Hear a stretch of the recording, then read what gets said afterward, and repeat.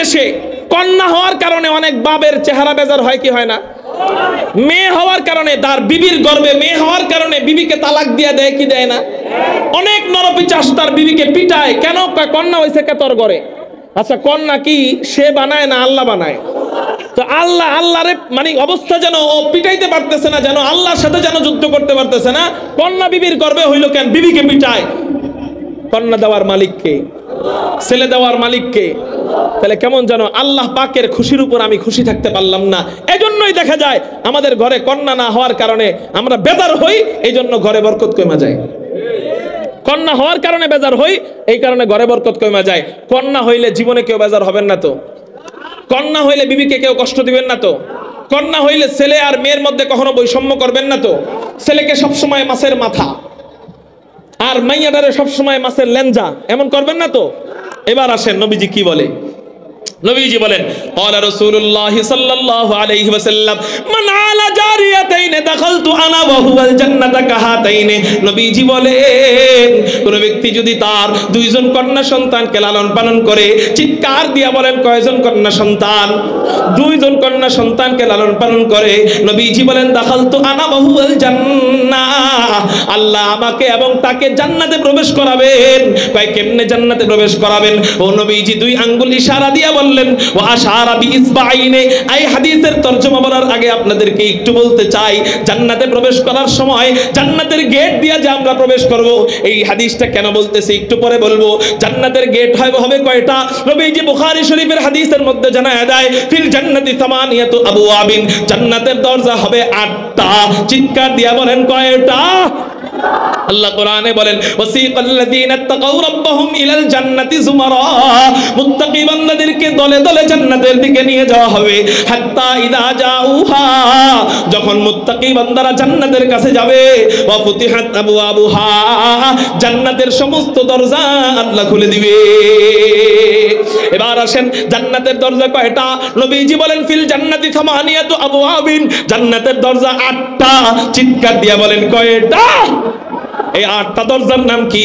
1 নম্বর দরজার নাম বাবুস সালাহ, 2 নম্বর দরজার নাম বাবুল জিহাদ, 3 নম্বর দরজার নাম বাবুর রাইয়ান, 4 নম্বর দরজার নাম বাবুস সাদাকা, 5 নম্বর দরজার নাম বাবুস শাফাআ, 6 নম্বর দরজার নাম বাবুল কাযিমিনাল গায়য ওয়াল আফিনা আনিন নাস, 7 নম্বর দরজার নাম বাবুর রাদি, 8 নম্বর দরজার নাম বাবুত তাওবা।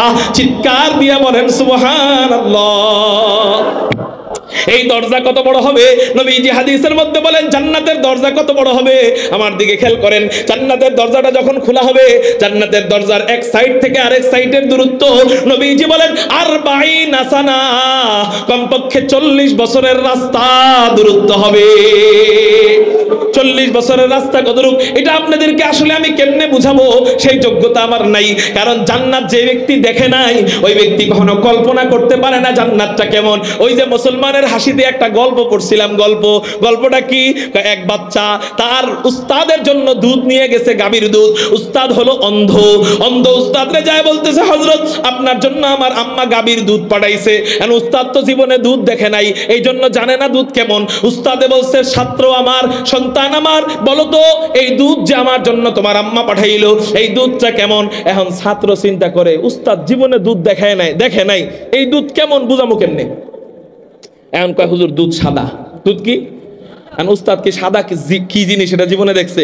এখন উস্তাদ কয়, বাবা সাদা আবার কেমন? এখন ছাত্র কয়, সাদা বগের মতো। কিসের মতো? বগের মতো। এখন উস্তাদ জিগায়, বাবা বগ আবার কেমন? ছাত্র কয়, আচ্ছা মুশকিলে পড়লাম তো, কেমনে বুঝাই বগ কেমন? ছাত্র হাত এমন করে কয়, হুজুর এই যে বগ হইলো এমন। আর হুজুরে তো অন্ধ, দেখে না, হাতায় টাতায় কয়, বাবা এটার মতনই দুধ, এটা তো গলায় গেলে গলা ঠেকে যাবে। যেই ব্যক্তি জীবনে দুধ দেখে নাই, এর দুধ কেমন বোঝানো যাবে? যে ব্যক্তি জীবনে জান্নাত দেখে নাই, যে ব্যক্তি জীবনে জান্নাতের দরজা দেখে নাই, ওই ব্যক্তির আসলে জান্নাতের দৃশ্য এটা বুঝাইতে চাইলেও আমি বুঝাতে পারবো না। ওই ঘুরে ফিরে বগের দিকে যেমন ওই বাচ্চার নজরটা নিয়ে গেছে, উস্তাদের নজরটা বগের দিকে চলে গেছে, দুধের নজর বগের দিকে চলে যায়। জান্নাতের দিকে যদি আপনাদেরকে আমি নজর করাইতে চেষ্টাও করি, আপনার নজর দুনিয়ার দিকে চলে আসবে। কেন? আপনার মনে হবে জান্নাতের মেন গেট মনে হয় আমাকে বাড়ির মতো, কয় না না না, জান্নাতের গেট থাকবে এটা 40 বছরের রাস্তা। এবার যদি বলি 40 বছরের রাস্তা কত বড়, এটা আসলে বোঝানোর মতো যোগ্যতা আমার নাই, তারপরে ওই ছাত্রের মতো বগের উদাহরণ দিয়ে একটু বুঝাই। কিসের উদাহরণ? ওই ছাত্রের মতো বগের উদাহরণ দিয়ে বুঝাই, কারণ আমরা জান্নাতের হিসাবে আমরা অন্ধ, আমরা এখনো দেখছি জান্নাত। এই অন্ধ মানুষে যেমনে বুঝাই আমি এমনিই বুঝাই, আমি নিজেও অন্ধ, জান্নাত এখনো দেখি নাই, এই জন্য অন্ধ মানুষের মতো বগের মতো করে বুঝাই, দুনিয়ার হিসাবে বুঝাই। 40 বছরের দূরত্ব কতটুকু হবে আপনারা খেয়াল করেন। এই যে মনে করেন গোলাকার পৃথিবীটা, এই পৃথিবীটা হলো 51 কোটি 10 লক্ষ বর্গ কিলোমিটার। কয় কোটি? এই পৃথিবীর এক প্রান্তে বাংলাদেশ, আরেক প্রান্তে আমেরিকা। বাংলাদেশ থেকে বিমান রওনা দেয়, আমেরিকায় পৌঁছাইতে সময় লাগবে 24 ঘন্টা। কয় ঘন্টা? তাহলে পুরো পৃথিবী ভ্রমণ করতে সময় লাগে কয় ঘন্টা? 24 ঘন্টা। এক প্রান্ত থেকে আরেক প্রান্তে ভ্রমণ করতে যদি 24 ঘন্টা লাগে, তাহলে বোঝা গেল 24 ঘন্টা এক পৃথিবী, 24 ঘন্টায় 2 পৃথিবী, 24 ঘন্টায় 3 পৃথিবী। এবার আসেন 40 বছরে কয় 24 ঘন্টা আছে? 40 বছরে 14,624 ঘন্টা আছে। সুবহানাল্লাহ কইবেন না? 40 বছরে কয় হাজার ঘন্টা আছে? কয় হাজার 24 ঘন্টা আছে? 14,624টা ঘন্টা আছে। তার মানে 14,600 পৃথিবী রাখা হবে। এই যে একটা পৃথিবী, তারপরে আরেক পৃথিবী, তারপরে আরেকটা, তারপরে 4 নাম্বার, তারপরে 5 নাম্বার, তারপরে 6 নাম্বার, এরকম করে 14,600 নাম্বার যেই পৃথিবী থাকবে, ওই পৃথিবী যত দূরে, জান্নাতের গেটের দরজা একটা অত দূরে, আরেকটা হলো এই প্রথম পৃথিবীর কাছে। এত মোটা থাকবে জান্নাতের দরজা, সুবহানাল্লাহ। এই দরজা দিয়ে জান্নাতীরা যখন প্রবেশ করবে, নবীজি হাদিসের মধ্যে বলেন আল্লাহ, এই দরজা দিয়ে প্রবেশ করার সময় এত মোটা মোটা দরজা, যেই দরজা দিয়ে হাজার হাজার পৃথিবী, এক এক দরজা দিয়ে হাজার হাজার, সবগুলা দরজা দিয়ে লাখ লাখ কোটি কোটি পৃথিবী অনায়াসে ভিতরে ঢুকবে, অনায়াসে ভিতর থেকে বের হবে। এমন দরজা দিয়েও জান্নাতীরা ভিতরে ঢোকার সময়, বের হওয়ার সময় জাম লাইগা যাবে। জোরে বলেন সুবহানাল্লাহ। মানে পৃথিবী একসাথে লাখ লাখ ঢুকাইলে জাম লাগবে না, কিন্তু বান্দারা যখন জান্নাতি বান্দারা যখন জান্নাতের ভিতরে ঢুকবে, তখন কি লেগে যাবে? জাম লেগে যাবে। ওই জামের মধ্যে 2 আঙ্গুল যত দূরে, 2 আঙ্গুল যত কাছে, নবীজি আমার ততটা কাছে থাকবে এই আমল করলে।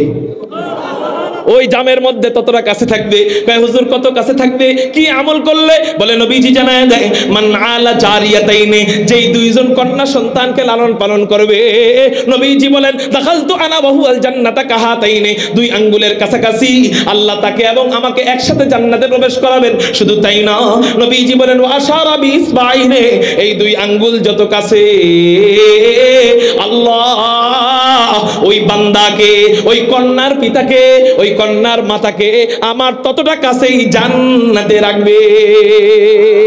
রাহমাতুল লিল আলামিন খান দশ খোদা বন্দে করিম, খলক খলক কওল ফি'ল হাদিয়ু সমথে वो हमीद वमा अरसलनाका इल्ला रहमतल लिल आलामीन। এই 14 শ্রেণীর জন্য আমার নবী যেভাবে রহমত, এমন করেই আমার নবী গোটা জগতের জন্য রহমত। এটাই হলো আয়াতের তাফসীর, এটাই হলো আয়াতের ব্যাখ্যা। আল্লাহ এটাই বলেন, ও রাসূল আপনি গোটা জগতের জন্য রহমত, তো কিভাবে রহমত? এই 14 শ্রেণীর মতো করেই রহমত। জোরে বলেন সুবহানাল্লাহ। আরো আধা ঘন্টা আগে ছাইরা দিতাম, আপনাদের মনোযোগ দেখা, আপনাদের আকর্ষণ দেখা, আপনাদের দাবি দেখা আর একটু সময় লম্বা করলাম। আল্লাহ যেই কথাগুলা বললাম আগে আমাকে, পরে আপনাদের সবাইকে আমল করার তৌফিক দান করুন। ওই নবীর খাঁটি উম্মত হয়ে মরার তৌফিক দান করুন। ওই নবীর জন্য যদি কখনো উলামায়ে কেরাম খতমে নবুওয়াতকে হেফাজত করবার জন্য যদি কখনো আন্দোলনের ডাক দেয়, কাদিয়ানীদেরকে অমুসলিম ঘোষণা করবার জন্য, আমার রাসূলের ইজ্জতকে হেফাজত করবার জন্য, মধুপুর মাদ্রাসা থেকে আল্লামা আব্দুল হামিদ পীর সাহেব মধুপুরি হযরত যদি রক্ত দিতে ডাক দেয়, তাজা কলিজা দিতে ডাক দেয়, নবীর জন্য হাসতে হাসতে শাহাদাতের সুধা পান করতে রাজি আছেন কারা কারা? আল্লাহু আকবার বলে 2 হাত আল্লাহর দেখো।